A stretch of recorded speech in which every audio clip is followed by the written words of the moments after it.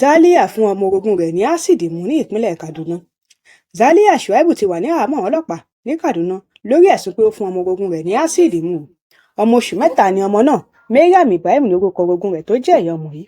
Àlàyé ìṣẹ̀lẹ̀ náà ni pé lọ́jọ́ 13 oṣù Èbìbí tá a wà yìí, Mariam tẹ́ ọmọ rẹ̀ sí orí ibùsùn ó sì lọ wẹ̀. Nígbà tó dé, ó bá ọmọ náà lọ́wọ́ ìyáálé rẹ̀ Zalia.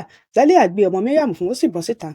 Mariam ṣàlàyé pé nígbà tí òun gba ọmọ náà lọ́wọ́ Zalia, òun rí i pé ó ń po ọṣẹ lẹ́nu, àpá sì wà ní ọrùn rẹ̀. Nígbà tí ọmọ náà fi ìrora hàn ni òun bá gbé lọ sí ilé ìwòsàn, àmọ́ ọmọ náà padà kú sí ilé ìwòsàn lọ́jọ́ náà ni. Àyẹ̀wò àwọn dókítà ló fi hàn pé ásíìdì ni ọmọ náà mu tí ó sì ti rẹ odò fún rẹ̀ wẹ́lẹ́wẹ́lẹ́. Mariam fẹ̀sùn kan ìyáálé rẹ̀ Zalia pé òun ló fún ọmọ náà ní ásíìdì. Zalia jẹ́wọ́ ní àgọ́ ọlọ́pàá pé lóòótọ́ ni òun fún ọmọ náà ní ásíìdì mu. Ó ní òun àti àbúrò ọkọ òun, tí orúkọ rẹ̀ ń jẹ́ Lawal Muhammed, ni àwọn jọ rọ ọmọ náà ní ásíìdì.